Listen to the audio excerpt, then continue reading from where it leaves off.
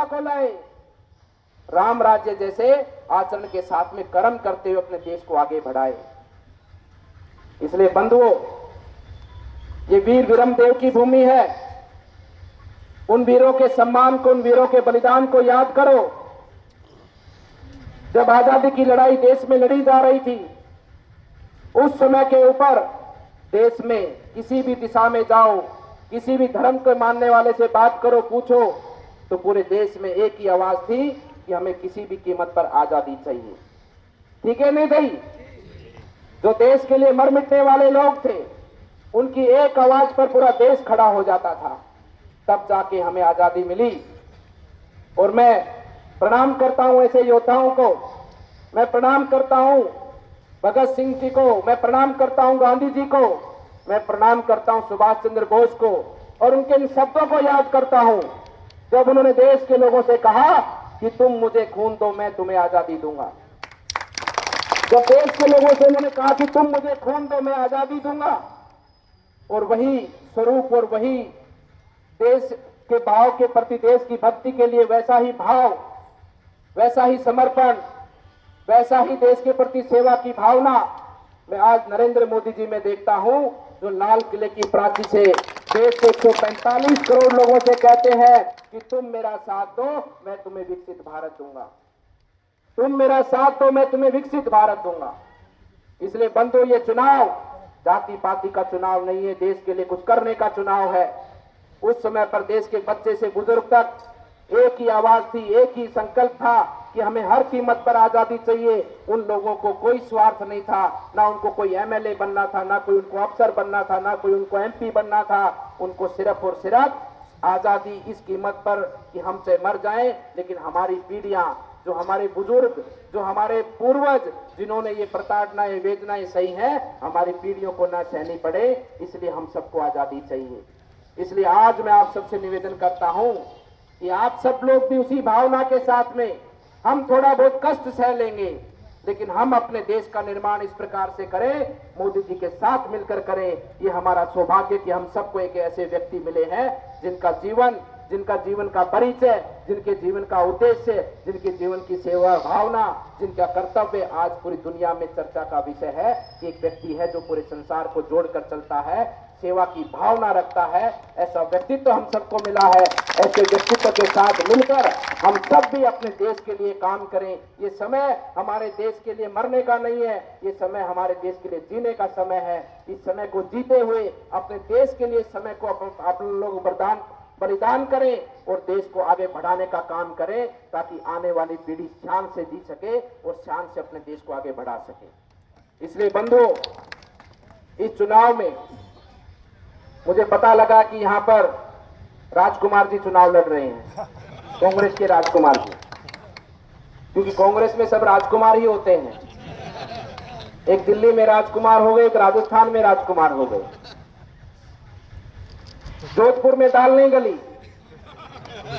जोधपुर में दाल क्यों नहीं गली? क्योंकि उनकी दाल ही काली है।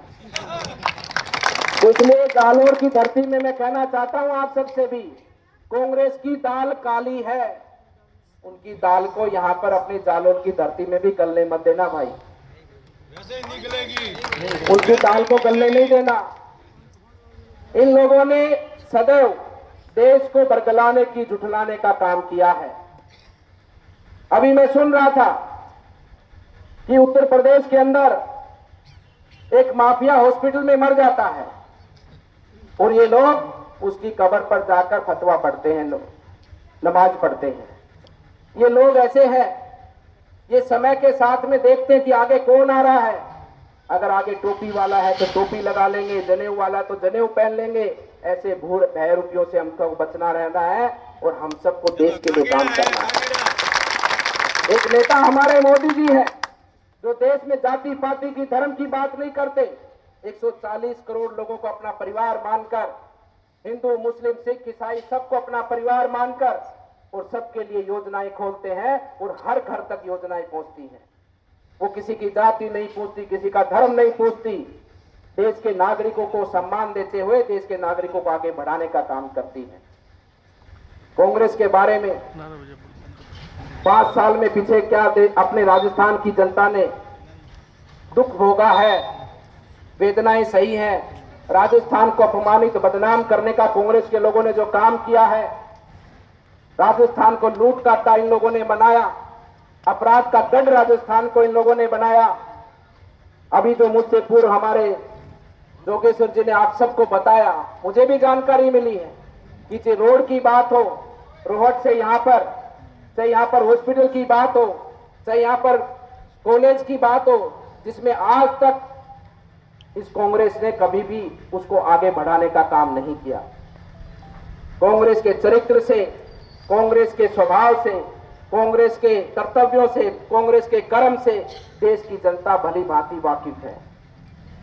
ये लोग परिवारवादी हैं, ये लोग वंशवादी हैं, ये लोग भूमाफियावादी हैं, ये लोग अनेकों प्रकार की ऐसी योजनाएं चलाते हैं जिनसे इनका घर भरने का काम होता।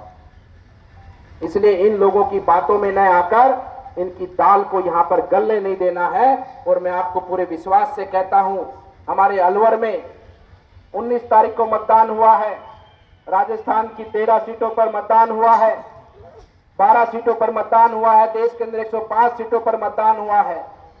और मैं आपसे दावे से कहता हूं कि देश में एक ही आवाज है, फिर एक बार मोदी सरकार, फिर एक बार मोदी सरकार, अब की बार 400 पार, अब की बार 400 पार। ये पूरे देश में एक ही वातावरण है, माहौल खड़ा किया जा रहा है कि ऐसा होगा, वैसा होगा, ये हो रहा है, ऐसा होने वाला है। ये केवल आपको बरगलाने का काम है, झूठ का वातावरण तैयार किया जा रहा है। क्योंकि देश में ये जो परिवारवादी पार्टियां हैं, ये तो मोदी से घबराई है। ये पूरे दुनिया के अंदर जो ऐसे ताकतवर देश हैं, जो अपना माल बेचते थे हमारे देश के अंदर, वो भी मोदी जी से घबरा चुके हैं। उन्होंने भी बहुत पैसा इन लोगों को दिया है, ऐसे ऐसे कार्यक्रम उन लोगों ने चलाए हैं कि देश के अंदर झूठ का वातावरण खड़ा किया जाए। हमारे पिछड़े समाज को बरगलाने का काम चल रहा है, हमारे एससी समाज को बरगलाने का काम चल रहा है। इन बातों में न आकर केवल और केवल देश को आगे बढ़ाने की बात समझना, देश को आगे ले जाने की विचार करना। और मैं कहना चाहता हूं हमारे देश के सभी नागरिकों से, देश का संविधान हमारे लिए गीता है, देश का संविधान हमारे लिए रामायण है, और देश के संविधान के ऊपर ही देश चलेगा। और संविधान के ऊपर जो लोग इस प्रकार का झूठा वातावरण फैलाने की कोशिश कर रहे हैं, उन लोगों को जवाब राजस्थान की जनता आने वाली 26 तारीख को देगी, और उसका प्रमाण देश की जनता आने वाली 4 जून को देगी। ऐसा झूठ का वातावरण हमारे देश में चलने वाला नहीं है। और बंधुओं, जिस प्रकार से चुनाव के अंदर जो विधानसभा के अंदर आप सब ने सहयोग किया है, उसके लिए मैं आप सबका भी अभिनंदन करता हूं, आपका वंदन करता हूं। और चुनाव से पूर्व में, चुनाव के समय में हमारी पार्टी के कार्यकर्ताओं ने, हमारे नेताओं ने जो आपसे वादा किया है, वो वादा एक एक पूरा होगा राजस्थान के अंदर आप सबको आने वाले समय पर। क्योंकि पीछे समय इतना नहीं मिला, लेकिन मैं पूरे विश्वास से कहता हूं कि हमारी राजस्थान सरकार आने वाले समय पर ये जो जितने गुंडे मवाली हमारे राजस्थान में देखने को सुनने को मिलते हैं, ये आपको ढूंढने से भी नहीं मिलेंगे। इनका राशन कार्ड बन चुका है, इनका राशन कार्ड बन चुका है, ये पलायन हो चुके हैं कुछ, और बचे कुचे आने वाले समय पर हो जाएंगे। आप बिल्कुल भी घबराना नहीं। और आपसे मैं पुनः कहना चाहता हूं कि हमारे जो प्रत्याशी हैं लुम्बाराम जी, मैं उनको बहुत व्यक्तिगत जानता हूं, बहुत सेवाभावी व्यक्ति हैं, बहुत सेवाभावी व्यक्ति हैं। बहुत कई बार मुझसे मिले हैं, दिल्ली में मिले हैं, पाली में अंदर मिले हैं। और ऐसे सेवाभावी व्यक्ति को आपकी सेवा करने का अवसर मिला है, वो व्यक्ति जी जान से आपकी सेवा करेगा, पूरी आत्मीयता से आपकी सेवा करेगा। ऐसे व्यक्ति को आशीर्वाद देकर आने वाली 26 तारीख को कमल के फूल का बटन दबाकर भारी बहुमत से आप विजयी बनाने का काम करें। आप सब लोग मेरे साथ में एक बार जोर से जयकारा बोले, बोले भारत माता की, भारत माता की, भारत माता की। धन्यवाद। मैं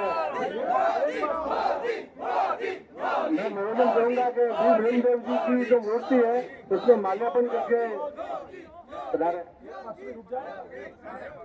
सभी एक एक कार्यकर्ता बता रहे हैं, एक एक कार्यकर्ता। हमारे उम्मीदाबाद मंडल से गणपत सिंह जी बिगड़िया साहब,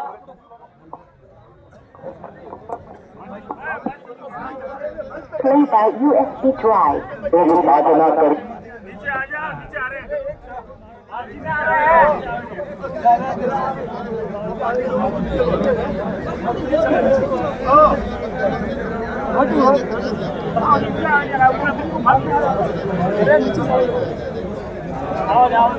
जय श्री राम, जय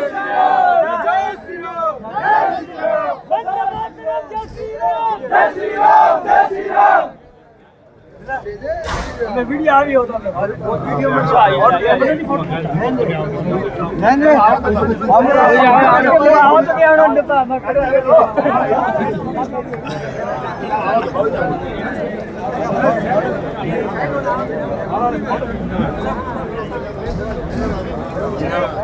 सेल्फी लेवा देंगे।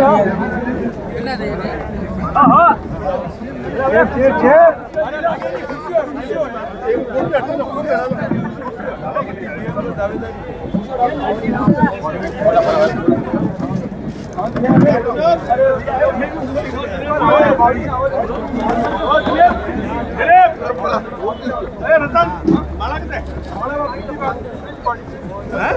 दिल्ली वाली दिनेश बारूद पड़े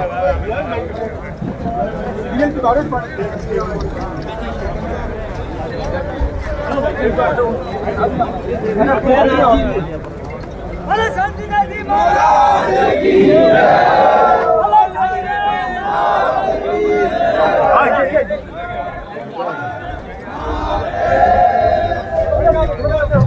आगे आलो, आगे आलो। जय श्री राम, जय श्री राम।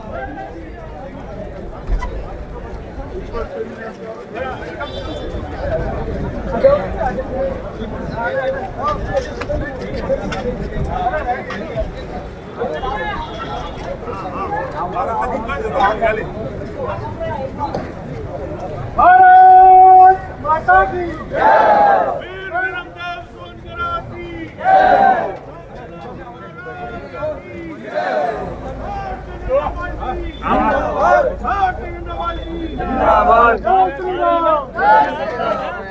जय, लाइट रहा है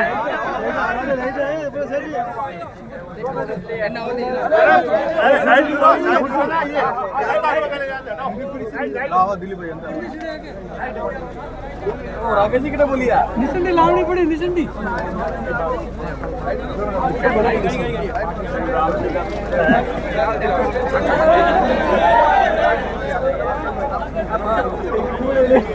गाड़ी ले आओ जय श्री राम।